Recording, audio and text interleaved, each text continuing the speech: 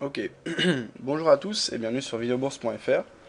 Hier j'avais fait pas mal de vidéos, on continue dans la même lignée puisque je peux pas faire de live à cause de la mauvaise connexion pour le moment.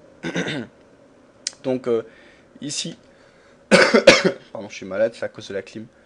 Ici en H1 sur l'eurodoll, on voit qu'on est toujours dans une phase de retracement de la dynamique baissière qu'on avait depuis fin août, toujours en dessous des 61,8% et toujours dans la zone de résistance horizontale que j'avais tracée hier, vous vous rappelez, avec les deux lignes bleues.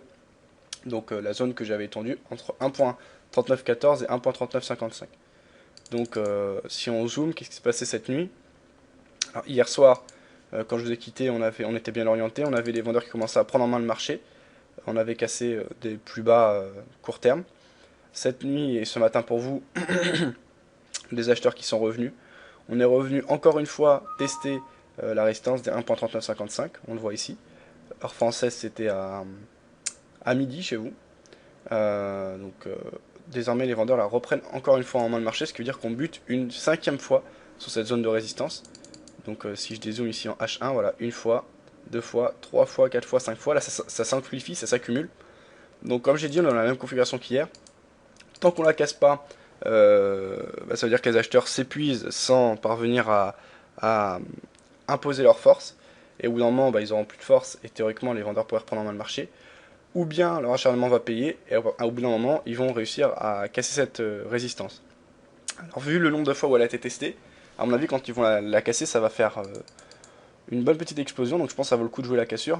Moi, je la jouerai pas parce que j'ai déjà planifié un trade à la vente et que mon stop loss il est plus haut que les précédents plus hauts. Mais jouer la cassure de cette zone, en décalant par exemple de 5 ou 10 pips le point d'entrée, je pense que ça peut être cohérent pour parier sur un ralliement des 61%, donc un ralliement des 1.40, 1.4010.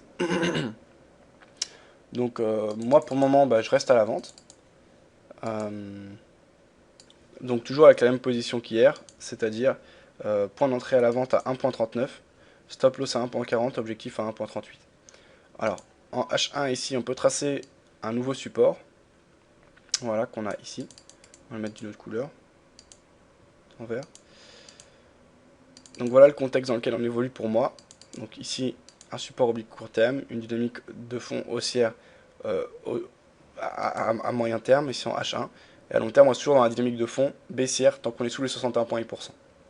Voilà, c'est tout. Bonne journée, à tout à l'heure.